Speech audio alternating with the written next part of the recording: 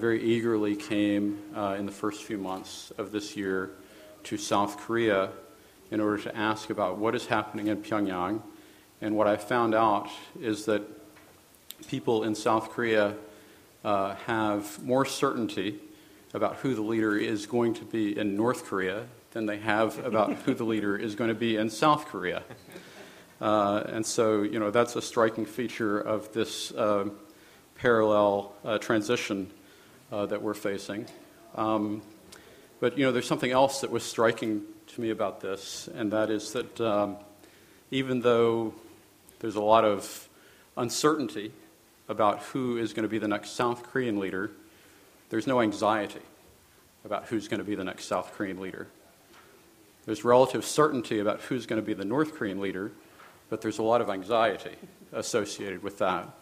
And I think that that reflects some very stark differences between the two systems related to openness, relative institutionalization, and overall stability. From a U.S. policy perspective, we may have thought we had some semblance of understanding about how Kim Jong-il operated, how he responded to negotiations versus threats. We had some semblance of an understanding of that. I don't think we have that anymore. There is a widespread theory, for example, that was floating around in the U.S. government that when the United States is engaged in periods of bilateral negotiations with the North Koreans under Kim Jong-il, that they generally do not do provocations.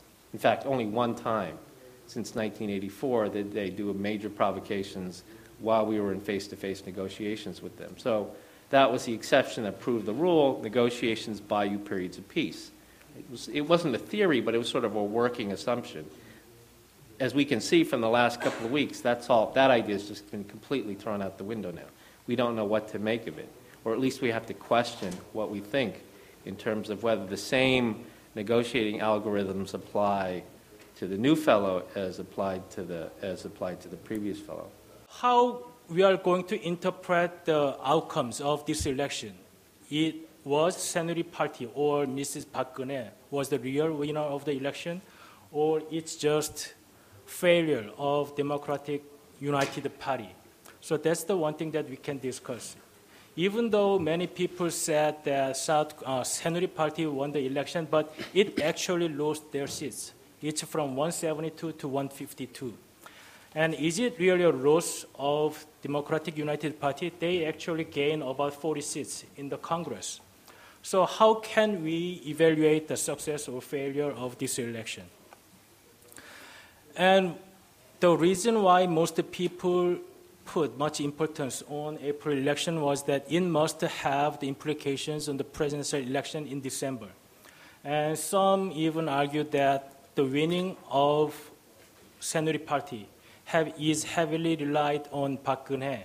So now Park Geun-hye paved the path to her presidency. So is it? That was my question.